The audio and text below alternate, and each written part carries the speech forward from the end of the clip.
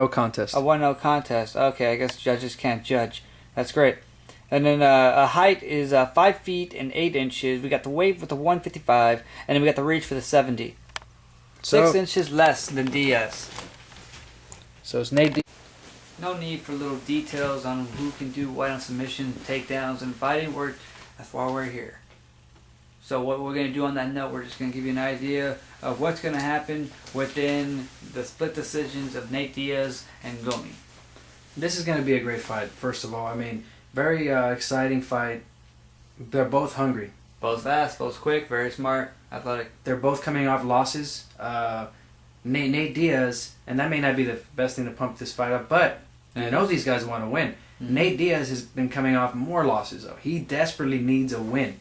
Matter of fact, the last time a tough winner had that many losses, he got cut from the UFC.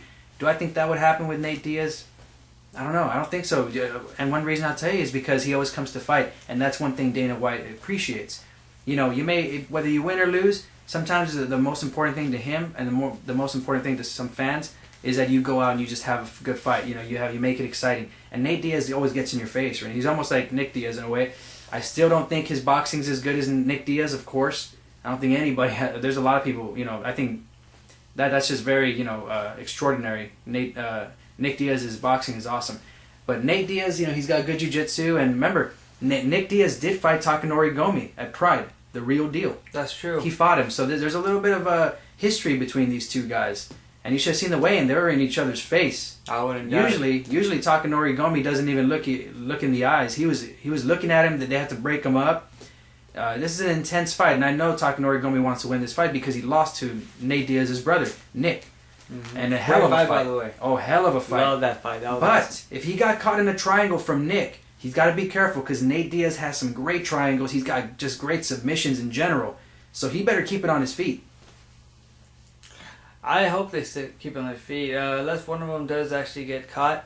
You know, Diaz and Gomi are both strikers and they're willing to stand up, but I'm sure someone gets buckled with the knees and they decide to take it down. I mean, I don't blame them. You know, I mean, this is... That'd be like Takanori Gomi. Like you said.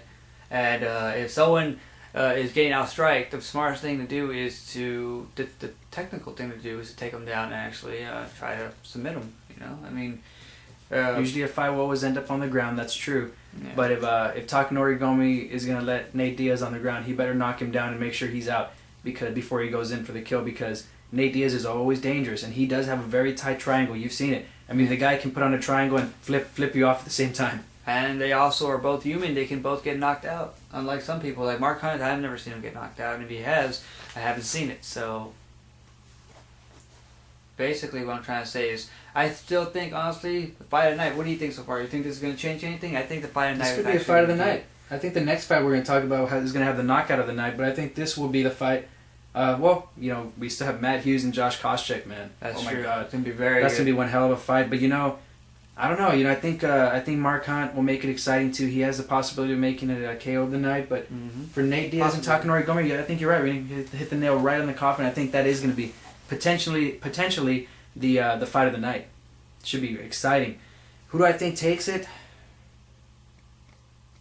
Because, you know, this is kind of a hard one to call because I know they're both hungry. They both want to win. Yeah. UFC's going to Japan in February. Takanori Gomi would love to be on that card. If he loses his fight, he could be one step closer from being cut from the UFC. Yeah.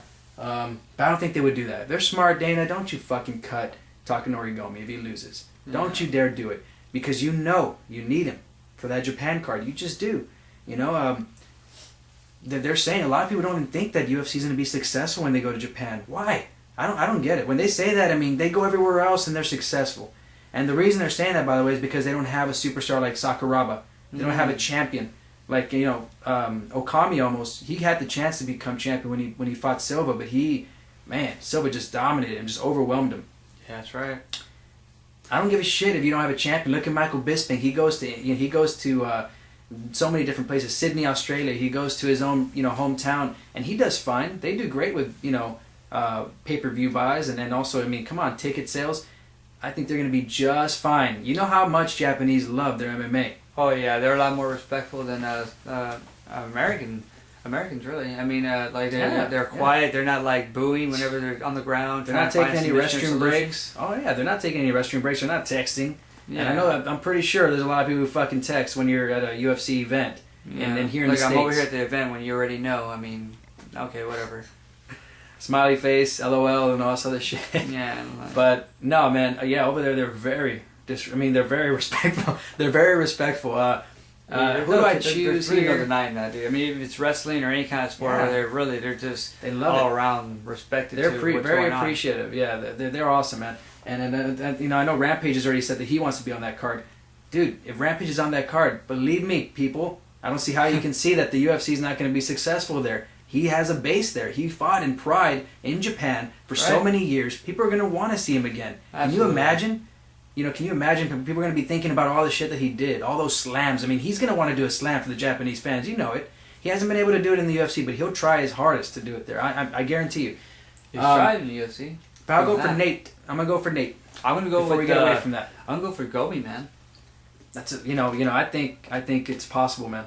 It might. I I'm think gonna it's go very with possible. second round. I want to say first, but I'm gonna say second round knockout. I'm gonna go with submission second round for Nate Diaz. So that was a split decision right there.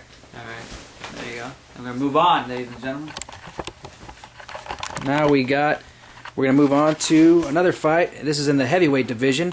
Possibility, Rene, for Mark Hunt or Ben Rothwell to fight one of these guys. Oh, Travis Brown, who's been on a roller coaster, or a train of knockouts. He's been knocking out people everywhere. Rene, this is the guy, I don't know if you remember, but he's the one that knocked out that real tall guy, gave him whiplash. Do you remember that ugly ass knockout where he just punched him and the guy went back like this? Oh yeah, That real yeah. dude, And skyscraper. That's right. That's right. He that's right. knocked- Went dude, that was- chopped him down. Yeah, that was one of the ugliest knockouts I've ever seen. Travis Brown against Welcome back, Travis. Rob Broughton. That's why I didn't really introduce him. I knew the Rob part. The last name kind of confused me. I was gonna say when I first saw this individual, he reminded me of the polar bear way back when in UFC, and then I actually call him the nickname of the bear, which I think Wow. is kind of a little. Yeah, the polar bear Paul. The polar bear Paul Varlands. But this guy's Rob Broughton, the bear. 15-5-1, 6'2", 265 pounds. And we got Travis Brown. Rene, you want to go ahead and... I will. He got 11 wins, 0 losses, 1 decision, baby. And over there with the height, he's got the 6 inches and the 6 feet and the 7 inches, and he's got for the weight 255. So he's a little bit lighter, not that much though. He's got heavy hands. Yeah, his his up for his nickname, lightness real quick. and his nickname's Hoppa. He likes it when you call him Big Hoppa. Oh yeah. But all right, so let's go ahead and talk about that now. This is a heavyweight clash. Both these guys in the hunt. Should be one hell of a fight, guys. I think, like I said, Travis Brown. You know, and let me tell you real quick, little things, because I do read up on things. I watch videos and stuff like that leading up to the fights. He does. Travis Brown has already said that he thinks this is going to be a tougher fight than his last fight, which is that fight I was talking about where he knocked out that guy, Skyscraper, and he just sent him back real bad, and it was a brutal knockout. This guy, Travis Brown, people may not agree with me here, but he reminds me of just because he's been in so many, like he's had so many knockouts already, and he's so young, he's a strong guy. Man, I think this guy's a force to be reckoned with. Like, people need to take notice of this guy, and I think he's going to win this fight. I don't know too much about the bear, to be honest, actually. Sometimes I don't know. I guess I don't really do need all to my know research. anything. Huh? Sometimes you just don't need to know anything. Sometimes you can tell something by a man or a woman just by looking.